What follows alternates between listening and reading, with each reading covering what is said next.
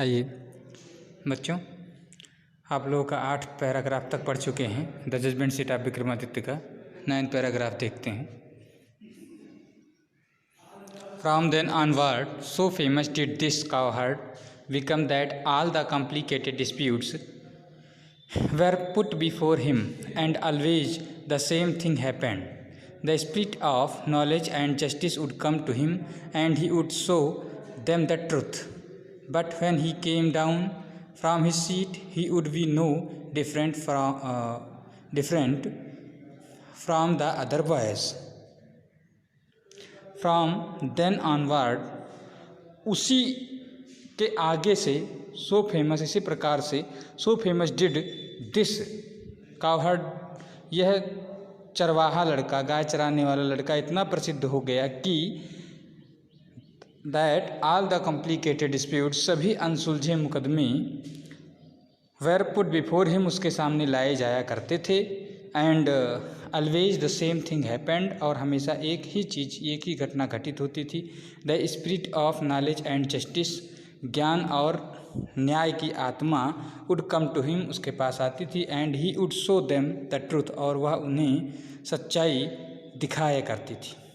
But when he came down, लेकिन जब वह नीचे उतरता था फ्रॉम हिज सीट, अपनी सीट से, he would be no different from the other boys, तो वह अन्य लड़कों के से अलग नहीं हुआ करता था। ठीक उन्हीं की तरह वो भी दिखाई पड़ने लगता था। नेक्स्ट 10वां paragraph. Gradually this news spread through the countryside, grown up man and women from all the villages would bring their disputes in the court of cowherd boy, and always they received a judgment that both sides understood, and so went away satisfied. Gradually, धीरे धीरे, this news spread, यह खबर फैल गई, through the country side, पूरे देश में। Grown up man, वयस्क लोग, एंड वीमन और महिलाएं, फ्रॉम ऑल द विलेजेज, सभी गाँवों से, वुड ब्रिंग देयर डिस्प्यूट, अपने मुकदमों को, अपने झगड़ों को लाते थे। In the court of the cowherd boy, उस चरवाहे लड़के के दरबार में, कोर्ट में।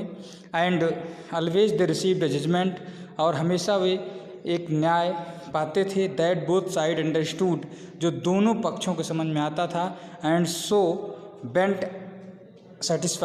अवे सेटिस्फाइड, और इसलिए वे संतुष्ट होकर के चले जाया करते थे। ये 11वां paragraph.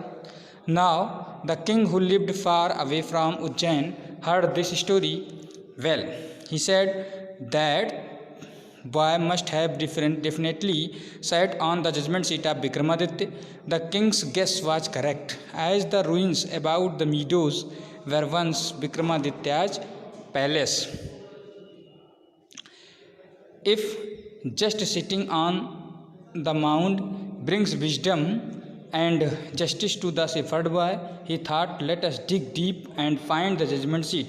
I too shall sit on it and hear all the cases.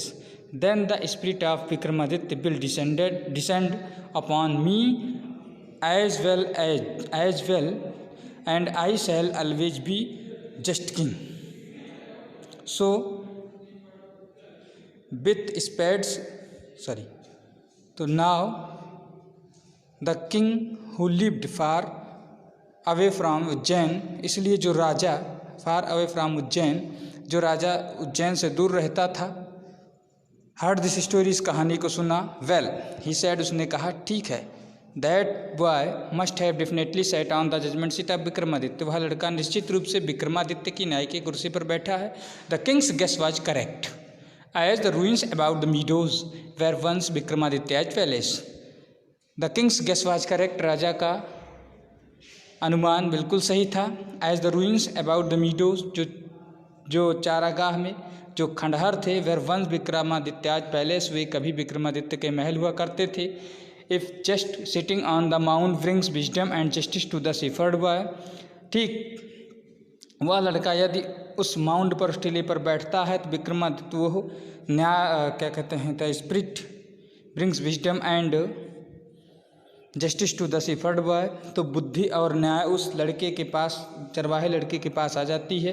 He thought, उसने सोचा, लेट अस डिग डीप, हम इसको गहराई से खोद लेते हैं। And find the judgement seat, और उस न्याय की कुर्सी को पाते हैं। I too shall sit on it, मैं भी इस पर बैठूंगा। And here all the cases, और सभी मुकदमों को सुनूंगा। Then the spirit of Vikramaditya, तब विक्रमादित्य की आत्मा विल डिसेंड अपॉन मी, मेरे अंदर उतर जाएगी। एज वेल, ठीक उसी तरह से। And I shall always be just king, और फिर मैं भी एक न्यायी राजा बन जाऊंगा। So with spades and shovels the grassy knoll where the boys played was overturned, तब विथ स्पेड्स, फावड़ों के साथ, एंड शोवेल्स, और शोवेल के साथ, द ग्रासी नॉल, वो घास का जो टीला था, वेयर द बॉयज प्लेड, जहाँ पर लड़के खेलते थे, वाज ओवरटर्न्ड, वो उघाड़ दिया गया। The boy who had been the self made जज वाज सारोफुल, वो लड़का जो स्वयं जज बनता था वो दुखी था। At last the labourer came on something, अंत में at last the labourer came on something, और कुछ बाद में, अंत में कुछ मजदूर भी आए। दे अनकवर्ड इट, उन्होंने इसको अनकवर्ड किया, इसके ऊपर का जो आवरण था उसको हटाया। And found a slab of black marble, और उन्होंने एक काले पत्थर का चबूतरा पाया। Supported on the hands and wings of 25 stone angel, और जो सपोर्ट में था, जिस क्या कहते हैं, हैंड्स एंड विंग्स, हाथ और पंखों पर टिका हुआ था। 25 स्टोन एंजल, 25 पत्थर के दूतों के पंखों और हाथों पर जो टिका हुआ था उसको उन्होंने पाया। Surely it was judgement seat of Vikramaditya, निश्चित रूप से ही विक्रमादित्य की न्याय की कुर्सी थी। With great rejoicing it was brought to the city, बहुत ही आनंद के साथ इसको शहर में लाया गया। And placed it in the hall of justice, और इसको न्याय के कक्ष में रखा गया। The king ordered his people to observe 3 days prayer fasting, and announced that on the 4th day he would ascend the throne publicly. The king ordered, राजा ने आदेश दिया, हिज पीपल, अपनी जनता को, to observe 3 days prayer fasting, and announced, 3 दिन तक व्रत और उपवास, प्रार्थना और उपवास करने के लिए। एंड अनाउंस्ड, और घोषणा किया कि ऑन द 4th day, चौथे दिन, he would ascend the throne publicly, वह सामूहिक जनता के समक्ष वो इस सिंहासन पर बैठेगा चौथे दिन।